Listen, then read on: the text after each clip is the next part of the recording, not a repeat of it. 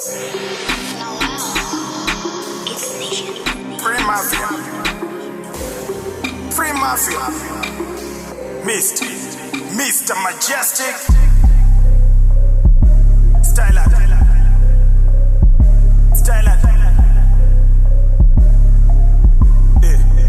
Team Makaro.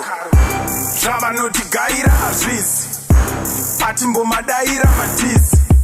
Majestic the all laughing this. Vaisa mawoko mudenga vachiti. Wagwan, what oyo. Wagwan, what oyo. Wagwan, what. She say I will give you whatever you want. Party free, got the all eyes on me. All the cheese gotta drip out of me.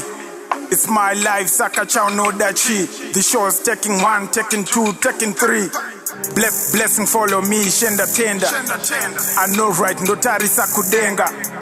I love that my goals and seta. Said pisa kiri kuhukanda benda. They know I'ma do it how I like. That's why vakutaka to my fight. Kufa kudara nchingo vauta. 3 mafia hife yakaperatist in the light. Vaskoti ziva skirira tapinda naro. Vakuedza kutsura vakomana musadaro. No, I'm sati mandi guta. Kusasa zvidafu my line dzakafuta.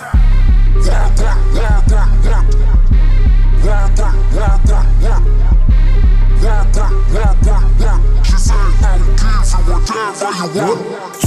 Zvava notigaira azvizi. Atimbo madaira matisi.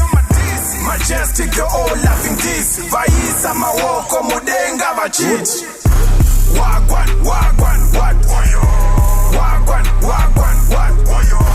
Wagwan, what. She say I will give you whatever you want. Ndinogona and I don't need to be told. Zvatodhakwa, I'm the beast of the fold. Majestic, the statement in the bold. Kukosha pabindura kunoti ninkozoti gold. Kiki tota, skiufuka wani dzodyira kwadoka. Gwazi, mutsa mota, DJ Msona ma streets takaloka. Tinenge tine level regandanga. Weekend tazobatidza chindanga. Solid saka vanhu vatowanda. We do this all night saka zvekumbakanganwa. Kumuva that thing zviri cool. Just like marching for the cool.